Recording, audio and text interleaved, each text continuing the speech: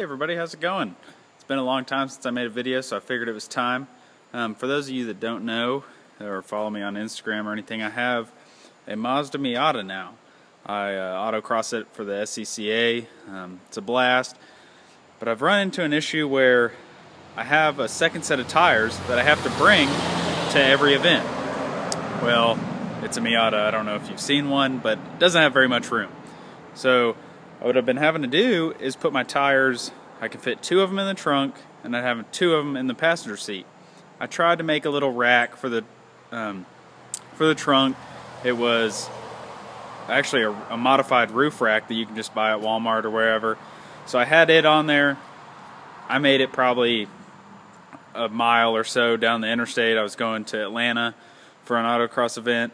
Fell off. Had to end up putting them in the trunk and in the seat again. So what I've decided to do is make a trailer hitch. There are a few options out there for the Miata. None of them are quick removable or anything like that. And I have a modified rear bumper that's cut, and so you can actually see where the hitch would mount, and it looks trashy if I was to put a mount on there that I wanted to leave on there. So what I'm going to attempt to do today is make a quick removable rear hitch. I've looked at a couple plans on the internet and haven't really seen too many options out there of like do-it-yourself, quick removable stuff, because I don't want to leave the hitch on there and then autocross with that extra weight on the back. So what I'm going to do is use the factory tow hooks. There's 2 hooks, 1 on each side.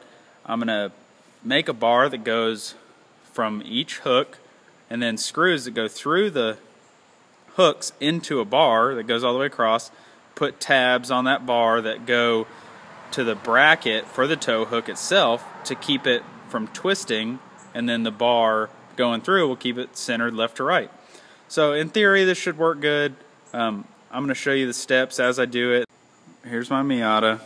Just a little, right now it just looks plain. I got coilovers on there, a front sway bar, a bunch of different stuff, whatever. These are the factory wheels, obviously. And I have a second set of Hoosier slicks on some wider wheels that I race on. So here's the back bumper. I'll show you what I'm working with here. Here's the tow hook. Here's the other tow hook. So like I explained earlier, I'm going to have a bar run from between this tow hook to between this hook. That bar will keep it centered left to right. And then I'll have tabs that come up and grab, run a bolt all the way through on each side, and that should be able to keep it from twisting, and then the hooks themselves should keep it going from left to right. If they're strong enough to tow the car, they're strong enough to tow a small utility trailer with 4 tires on it. So that shouldn't be an issue. Up here on the bench, I've already gotten started.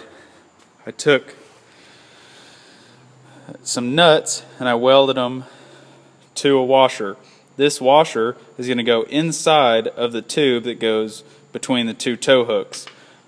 I'll then be able to take this piece of hardware, run it through the opposite side of the hook into the bar, and then that'll catch it, and that should hold it left to right. So what I'm going to do now is go ahead and cut that bar to length, and we'll mock it up and see how that bar going left to right works, and then we'll work on the tabs later on.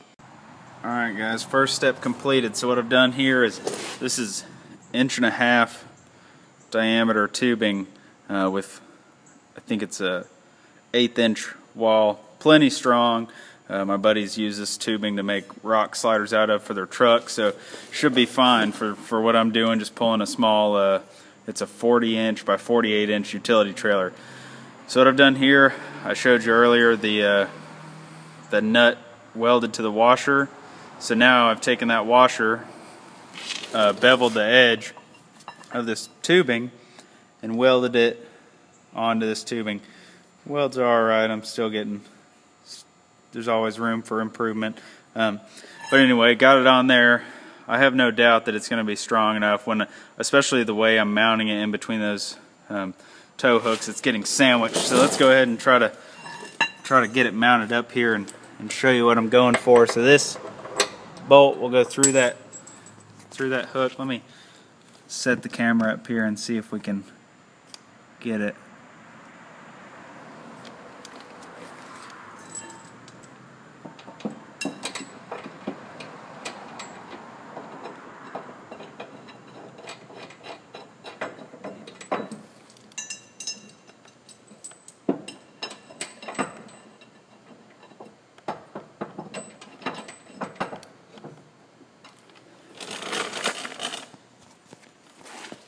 Okay, so that's just loosely mounted up there, but so now you can see that the bar mounted in there. Once I tighten it down, I mean, there's probably a 1/16 or not very much play in there at all. So once I cinch those down, I think those tow hooks will bend in enough to catch that. So now all I got to do is make a tab to come off of this tube up to this plate to keep it from trying to rotate.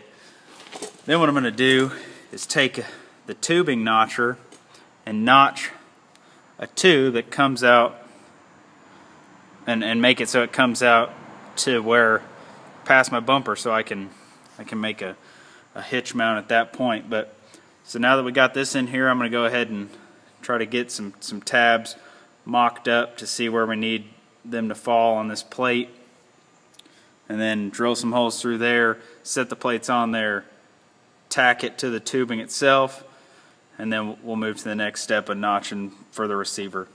Alright guys, here I am now. So again, we have that bar in there. So now I've made these brackets to catch the top of the tow hook. You can see I bent it to contour. Okay, can't really see good.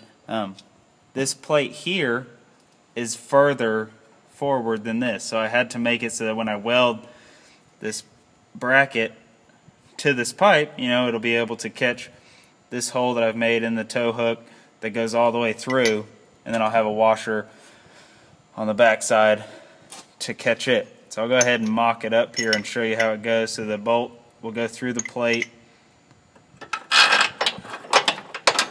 goes through there.